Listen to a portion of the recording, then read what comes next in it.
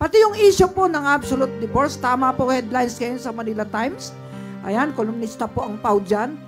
Talagang para sa mga anak at asawa na naabuso at biktima ng krimen. Yun po yan.